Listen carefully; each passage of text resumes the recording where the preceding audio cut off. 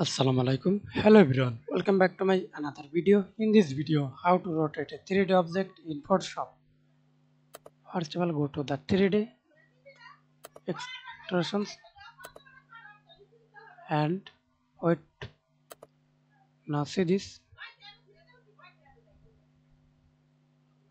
Rotate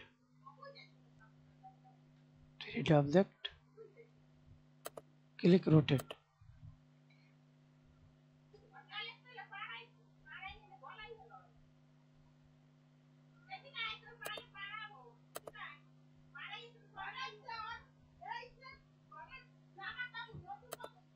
Move